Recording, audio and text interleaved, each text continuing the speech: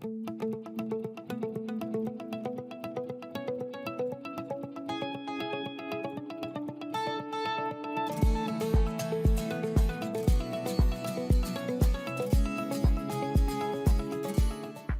recently co-authored Equity-Centered Thriving with Karen Pittman.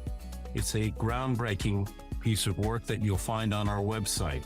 But David, how do you interrelate those ideas of thriving and equity? Equity is hugely important in our society, and at the same time, it is elusive unless we think about how it is realized by real people with meaningful experiences. And when we do focus on thriving, we can really put teeth into equity and make sure that we are not getting caught up in just counting numbers, but rather we are understanding, examining, and enriching experiences. So our definition of thriving in relationship to equity is that meaningful, robust equity is the ability of individuals to thrive both individually and with other people, their classmates, their family members, if they're teachers, their fellow teachers, in all life domains, one of which is cognitive and educational. Another one is social and emotional. And I won't go across every piece, but it is all our life. And in each of those domains, thriving is a higher standard than just, as we have often done with equity, been satisfied with changing the odds regarding results that are not powerfully meaningful. So it's not that you just want to have students have access to education. You want them to have access to meaningful education. It's not just the fact that you want to reduce chronic absenteeism, which is an incredible challenge, but you don't only want students in school, you want students deeply engaged in schools. You want them not just behaviorally engaged, you want them cognitively engaged. You want them emotionally engaged. You want them socially engaged. You want them to come to school because of the fact that they're learning things that are meaningful to them. And in every one of the domains of people's lives, they can experience equitable outcomes, but they're doing that when they are realizing meaning thriving.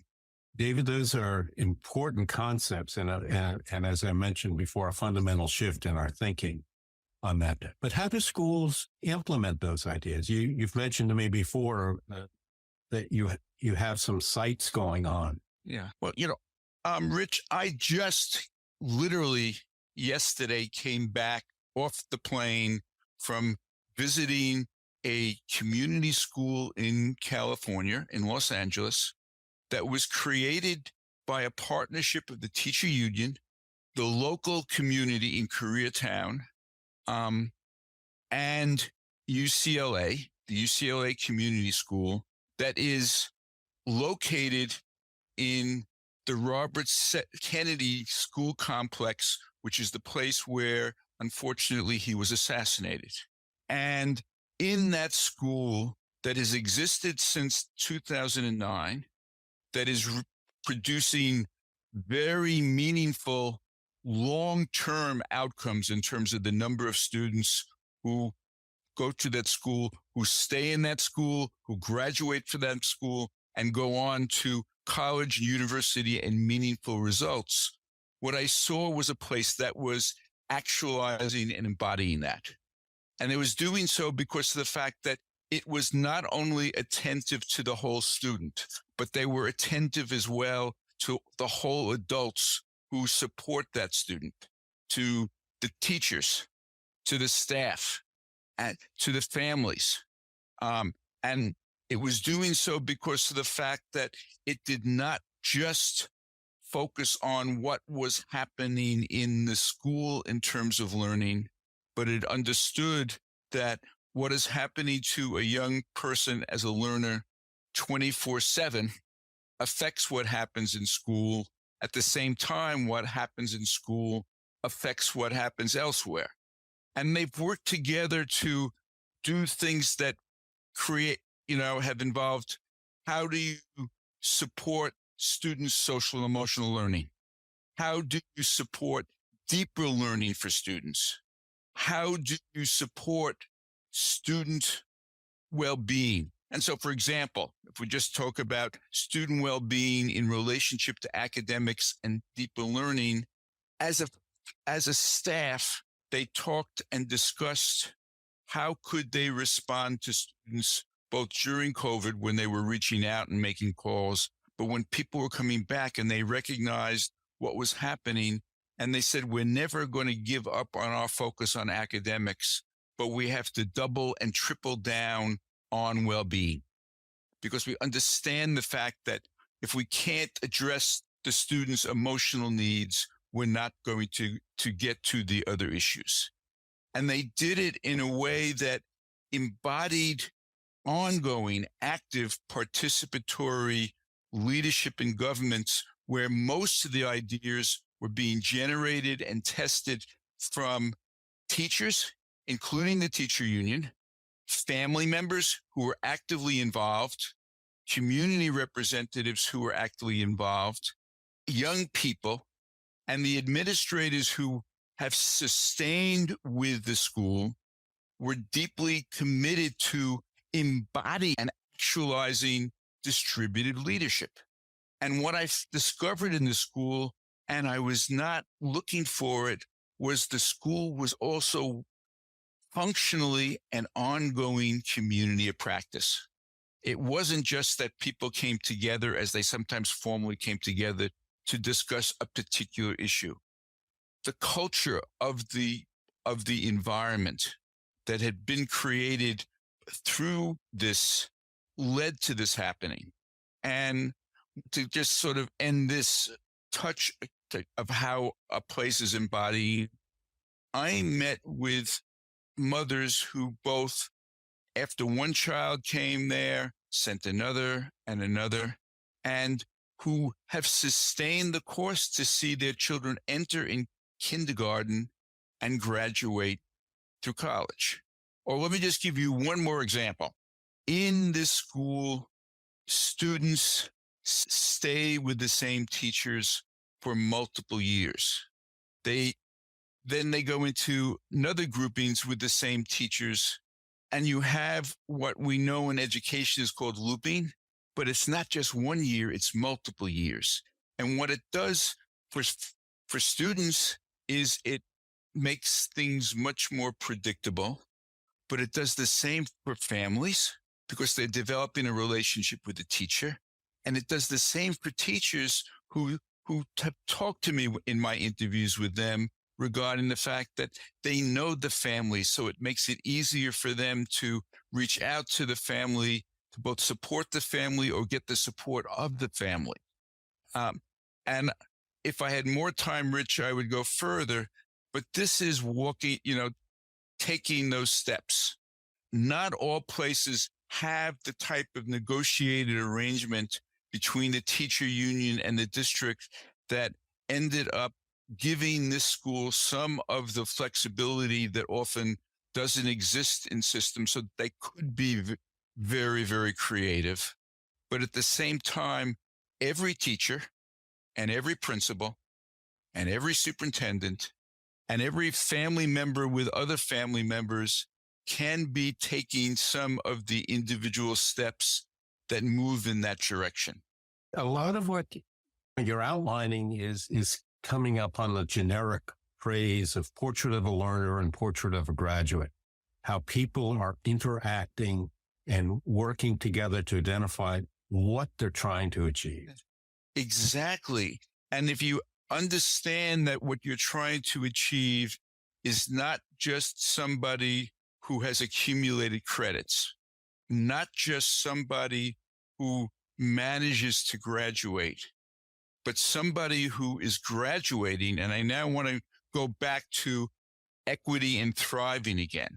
someone who is graduating, who is both experiencing well-being as a human being, emotionally, physically, who at the same time, as the students in this school expressed to me and the teachers talked about it, is experiencing a sense of their agency, both alone, but their ability to work with their fellow students who will soon be fellow alumni to take on the new challenges that they don't know, they don't even know what they will be, both challenges in their work life, challenges in their family life, challenges that we are facing in our civic life, and feeling that you can do something about things is part of thriving. And that includes having the intellectual tools, the metacognitive tools, so you can manage your work. And at the same time that students are experiencing well-being, if you want graduates, if we have a portrait of a graduate, and being agenic, graduates who also feel grounded in their history, in their community, and in their future, that they understand the school and are able to connect to their families. In the community school I'm talking about, there is a percent commitment to bilingualism and multilingualism, and the ability of young people to sustain the language that their parents or their grandparents speak, while at the same time mastering the dominant language in our country. Being grounded in that way, but also being grounded in the sense that you have you have created a sense of your future, and you see how your current schooling and the tools that you learned in school are preparing you for that future. All those things together, and if parents understand it, and teachers understand it, and administrators understand it, and they're committed to it, can happen. You know, Rich, we work together with the Learning First Alliance and AIR to translate one of the books into Spanish, because it was very, very important. And that book, Creating Safe, Equitable, Engaging Schools, starts with a chapter on readiness, and then immediately goes into leadership that is distributed, that creates and sustains a vision where everyone is developing a picture of how they can create a safe, equitable, engaging school. And what I always wanted to have in the title was for deeper learning, and how they see the connections between that work. And I think this is doable. It's not easy, and it doesn't mean that everyone goes from where they are to embodying everything immediately. You can start and build from that. David, you have one of your publications, Supporting Student Wellbeing and Learning, a Transitional Tool, is part of that, helping people understand how to take the concepts, the passion, and the focus and moving ahead. We'll have that on our website for people. You have recently produced a piece that helps people to take these ideas and the passion and the focus. Supporting Students' Wellbeing and Learning, a Transitional Tool. And this implements the concepts of the science of learning and development that much of your work focuses in on. Can you tell us a little bit more about this tool? Sure, Rich. This is both a crosswork of that work and the work on equity with my work on implementation science and my long experience speaking to teachers and principals and superintendents and people service personnel on the ground, knowing that many people want to do the work but don't feel they're in an environment where they can jump in immediately whole hog. And what I did was reach out to my good colleague, Michael Fullen, as well as to two good colleagues of Michael and myself, John Malloy and Kevin Junk, both of whom are long-term superintendents and working with one continues to be a superintendent, one spends his time working full-time consulting with superintendents, to take the principles of equity-centered thriving and meaningful equity and the implications of the science of learning and development and make it accessible through a planning tool that articulates a number of simple but practical steps that can be taken to start moving and building what is important, which is a readiness for doing the type of transformative work that educators and leaders want to do, but often are not sure about how to do it, and to provide in a rubric once they are starting to do it so that they can measure their steps in implementing the principles of the science of learning and development with a focus on equity-centered thriving. It is a really useful tool because, as you mentioned, with the UCLA Community School, they started, essentially from scratch to build up their community and their learning. Here, with this tool, it allows you to see what you have, make the changes in a meaningful, positive way, so that the integration, the gestalt, it brings you to a place where your work can make a difference and produce what we all want. Yes. And Rich, let me add that in the process of evaluating the major national SEL initiative, the Collaborating District Initiative that involved 8 large urban schools districts that wanted to do SEL systemically, where we develop a rubric, could be used for the evaluation, but found that people on the ground were using it to monitor and improve their practice. And it was kept up even after we left, because you can have a rubric that is sufficiently operational so that you can measure how you're doing and then start to get better. And that's what the readiness tool also includes. So it's both, how do you know you're ready enough to start? What do you do? But once you are starting, how do you know that you're doing it well enough so that you can really, I'd rather use my word, good enough, so you can really make an impact? It is the yeast and how it's applied that makes the difference. David, you have once again provided a great deal of food for thought, but in a way that allows us to approach these ideas and implement these ideas.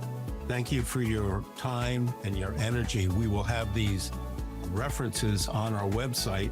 We also encourage you to go to the AIR website to see David's current activity and the activity of his colleagues. And remember to log on to publicschoolproud.org for more information on our podcasts and Public Schools Week. Thank you.